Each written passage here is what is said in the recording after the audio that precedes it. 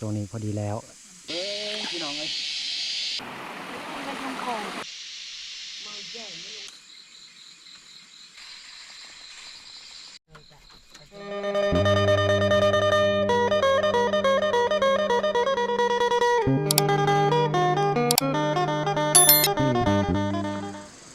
กราบทักทายสบายดีและกาสวัสดีพ่อแม่พี่น้อง FC เบิร์ดสุขูสู่คน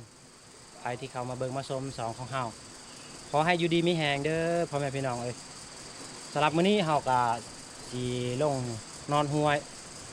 มื้อนี้ก็ไปหลายคนเนาะเอาไปมื้อนี้ก็ไปมีบ่าวยืงบ่าวยับน้องแยกบ่าวต้อมเนาะนี่สบายดีบ่าวยับ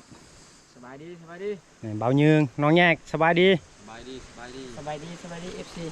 สบายดีบ่าวต้อมยังสิได้เดินทางใกล้เติบเพราะว่ามันมีบ่อหนึ่งเส้นทางที่ยาก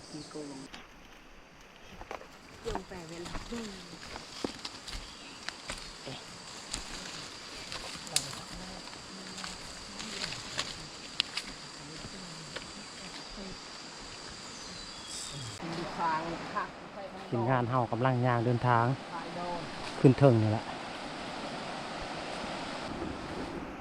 เฮาไปแต่ละเทือกบนนี้แหละยากสุด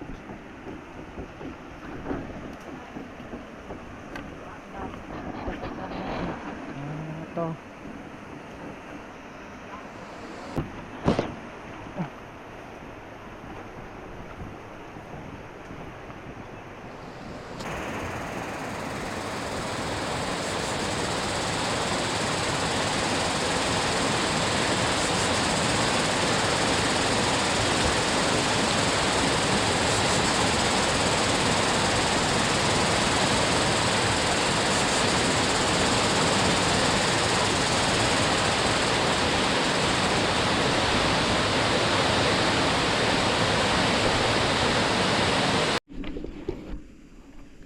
ช่วงนี้เขาเดินทางก็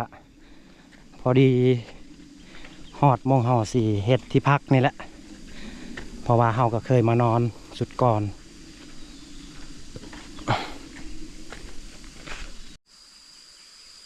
มงนี่เฮาเคยมานอนสุดก่อนเนาะที่พักเฮาเฮ็ดนี่เฮาสีมากเนาะสีเฮ็ดที่พักไม้เมื่อเทื่อสิได้ซับกับพากสียกพื้นเพราะว่าช่วงฤดูนี้ก็อาจจะสิฝนตกเนาะเฮาประมาทบ่ได้เฮาไปนอนป่าเนาะอันนี้ก็ฤดูยามเดือน5แล้วช่วงนี้เฮาพักผ่อนเช้าเมื่อยแล้วก็สิเริ่มเฮ็ดที่พักยานฝนตกช่วงนี้ก็ประมาณ1 โมงหรือว่า2 โมงนี่แหละ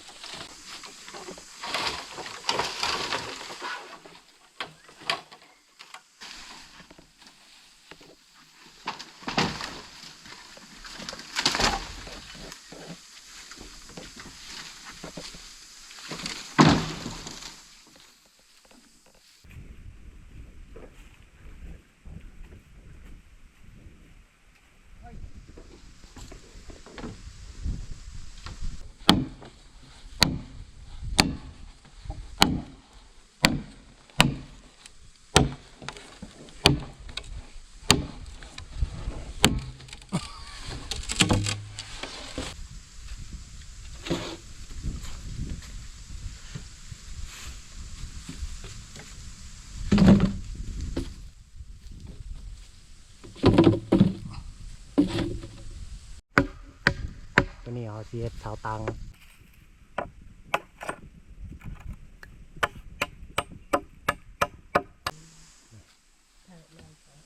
ยังอีก2 อันเสาพอดีพอเฮ็ดยังตัวนั้นเบาหยับอันนี้นี่เขาทางไม้เพื่อเขาเฮ็ดเสียบขุดดินโอ้เฮ็ดเสียมบ่แม่นล่ะอ๋อ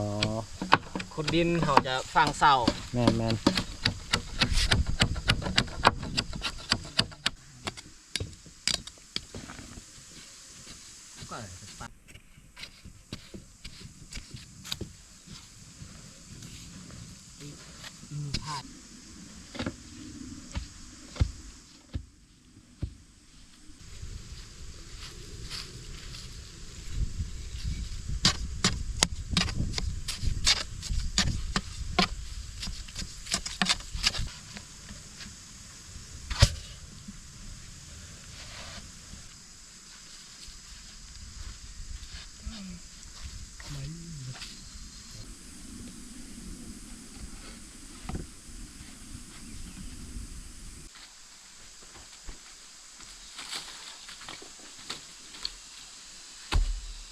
โง่ยังโดนลำใส่เดี๋ยวมันตกระเบิดเดี๋ยว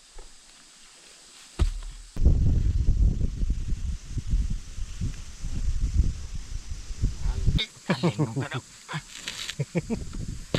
ใหญ่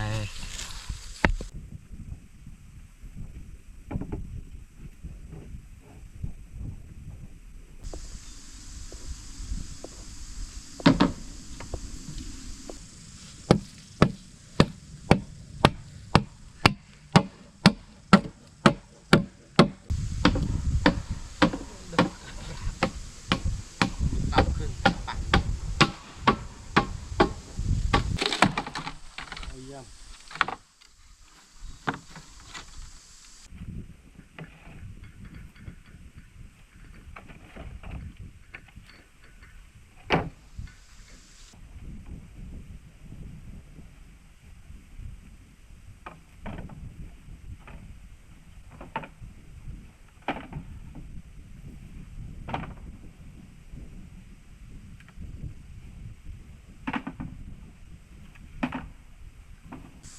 ช่วงนี้พอดีแล้วเอาใส่เฮามันแต่จีเกียม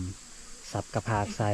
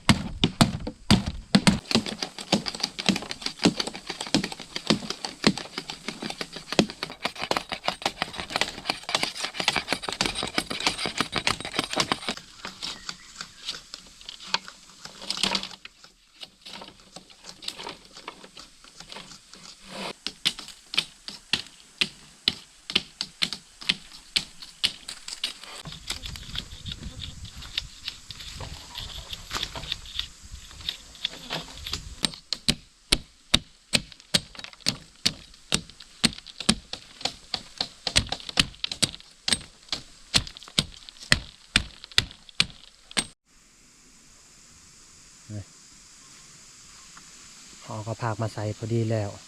ย่างแต่ลังคาเสียดบาดนี้ใกล้แล้ว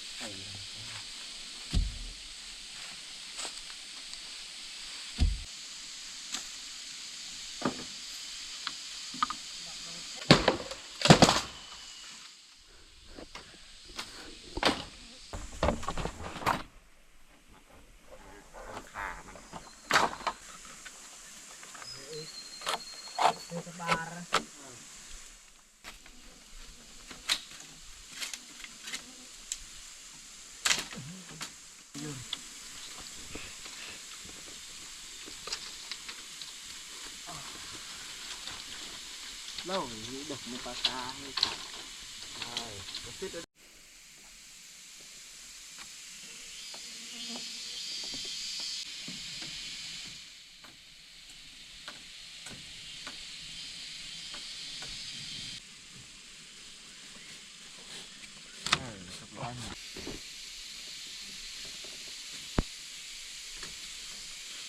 เดี๋ยวมึงให้หน่อยก็ได้ไม่ทายจะง่ายเดี๋ยวเมา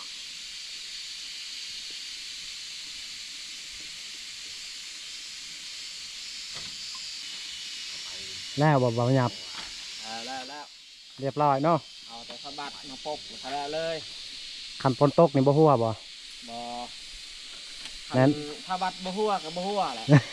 ทางนี้ดีแล้วตรงนี้ โอเคอยู่ เฮ็ดก็ใช้เวลาค่อนข้างโดน แมน ทุ่มเทแห้งใส่ค่อนข้างหนักพอสมควร แมน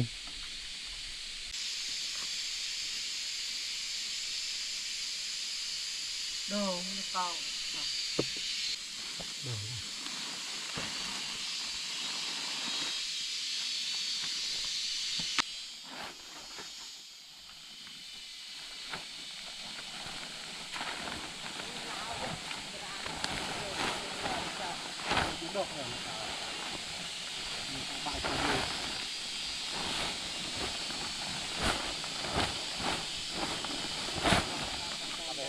สักหนึ่ง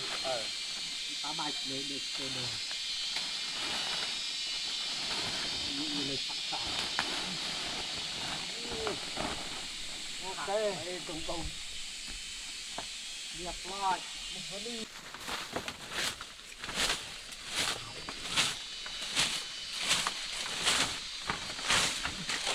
ข้าวเวบาเอาตัว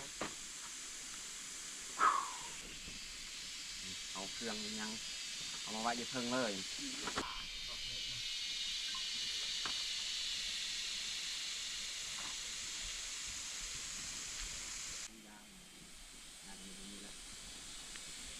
คนโต๊ะ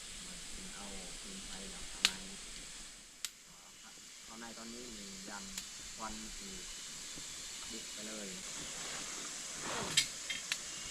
ไปเลยยึดดิโทรศัพท์โปรเจกต์ทางภาษา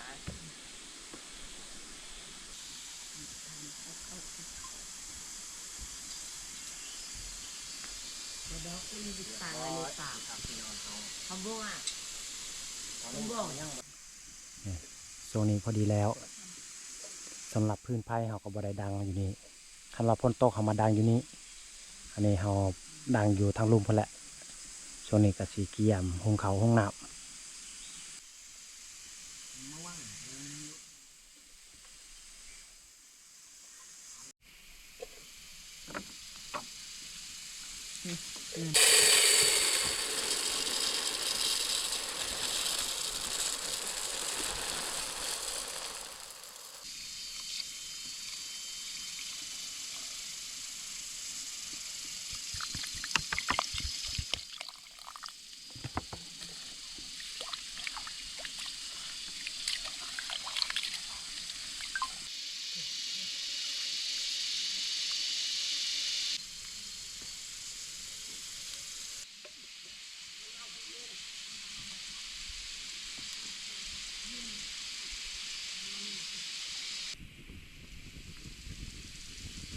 ริบปรางที่สุด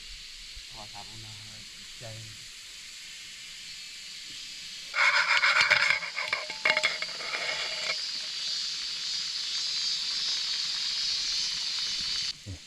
โซนนี้ก็5 โมง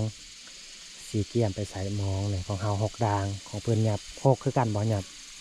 5เป็น10เนาะ10 ดาง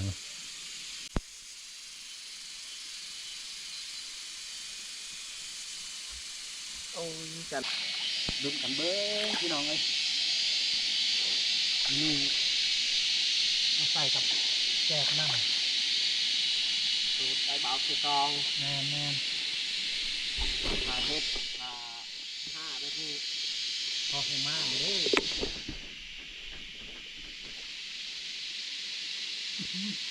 เล็กเติบไปได้รับดา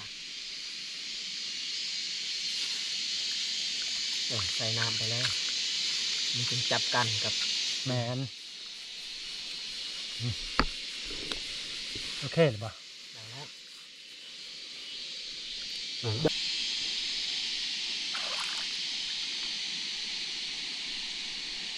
ลุ้นพี่น้องเอ้ย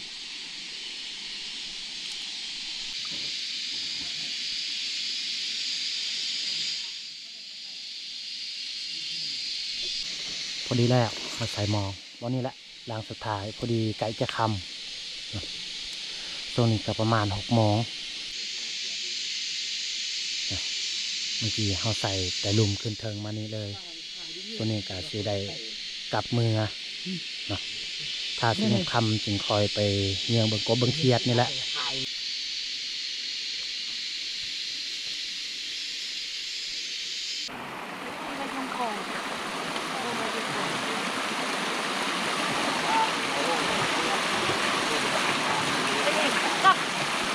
อาบน้ำน้อง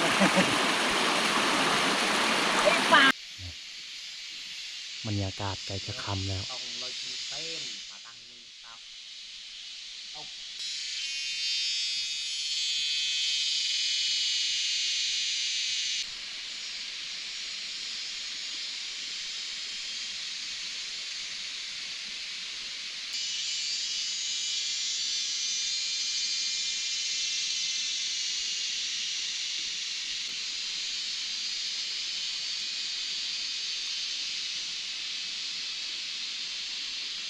ช่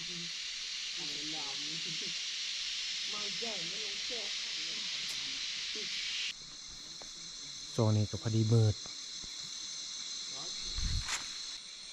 ช่วงนี้เฮากับบ่าวยับกับ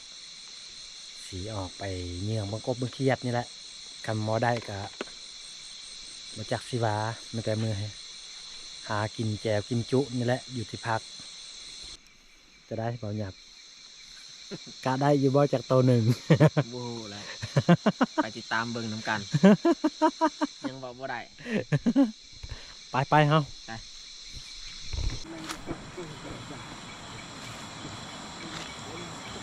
โอ้บ่เห็นกบเขียดคอโตพี่น้องเอ้ย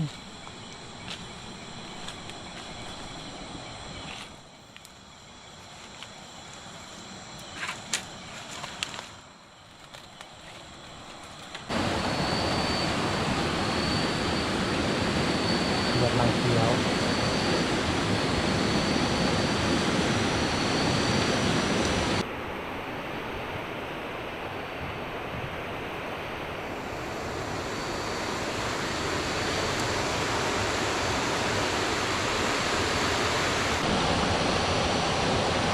นะเอายับ ได้แค่ตัวน้อย แมน2-3 โต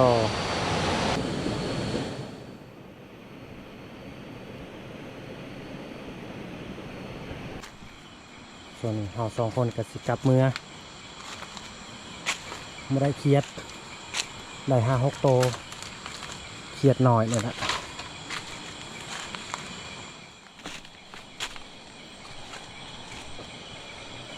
นี่แหละผลงานอาหารการกินคืนนี้ หมอแดง นี่กินแมนเขียด ๆดอกโซบ ปลา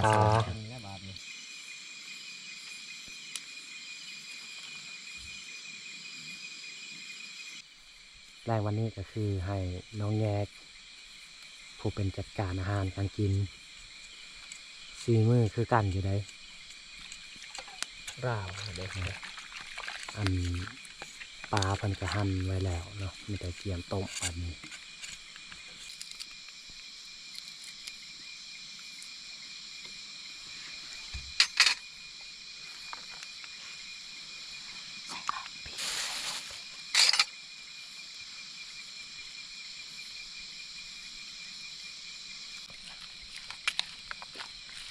ยาวเลยครับต่าง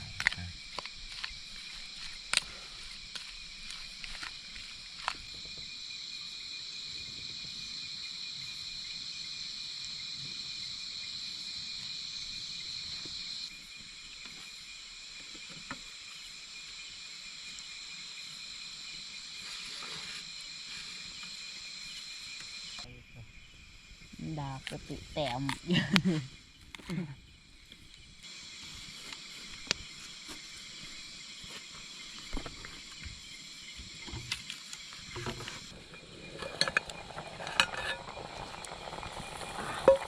ตอนนี้ก็ไก่สุกแล้วอาหารของเรา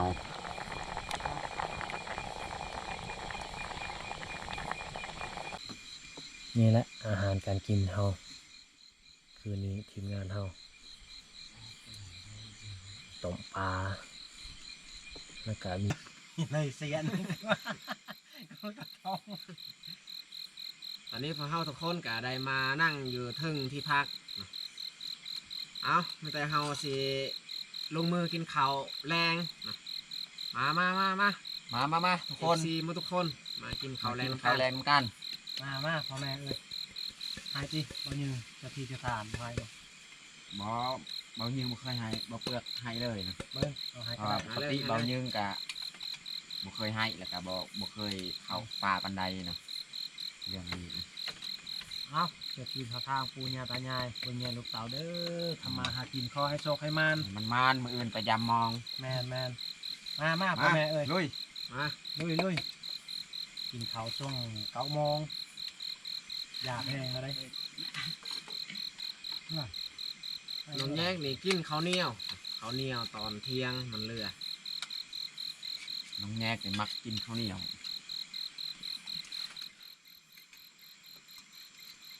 เอาเทิงได้น้องแงกเอาปลานี่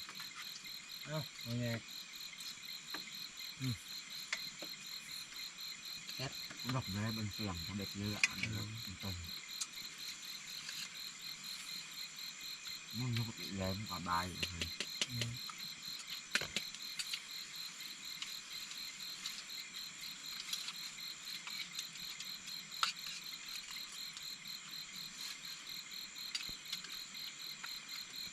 กูไปลงยาวอยู่ปัด เอาได้ปลาปีกนี่กินประเภทชิ้นปีกนี่กินตอนอุ่นๆมันกินแสบพักขนาดคันว่าเที่ยงให้สำนีนี่โอเคแล้วนอนให้น่าจะม่วนอยู่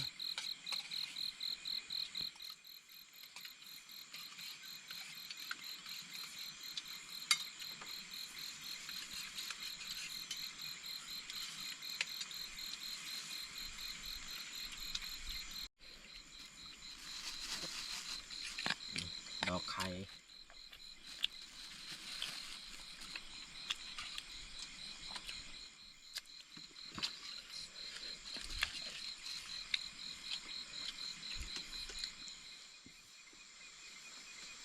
อะไร ส่วนนี้กินข้าวแล้วแล้วก็สีเกี่ยมบนอยู่บนนอนเนาะ เย็นกว่าเตา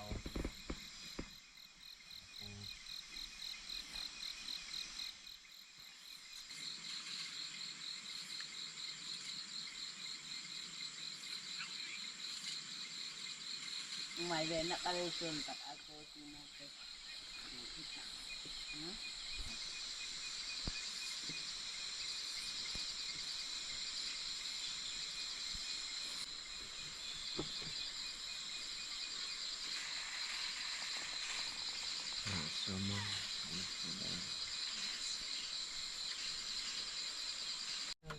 Atau beri-beri jangan mah.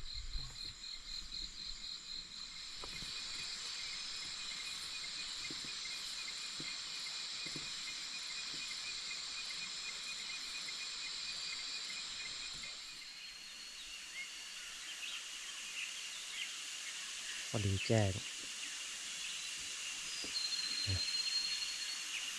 ทางซามือปลามือจริงเอาพอเป็นเพนเอาสลับคลิปนี้ก็สิจบลงนี่เลยเนาะหลังจากนี้ก็สิได้เยี่ยมไปยามเมืองมองนี่แหละอาจจะได้ก็ต้องขอมกขอบใจพ่อแม่พี่น้องผู้คอยติดตามหาชมแล้วก็คอยให้กำลังใจให้บ่าวเปลือกตลอดขอให้อยู่ดีมีแห้งมีสุขภาพแข็งแรงปรารถนาสิ่งใดก็ขอให้ได้สิ่งนั้นอย่าเก็บอย่าจนพี่น้องเลยให้ร่ำให้รวยขอขอบใจหลายๆ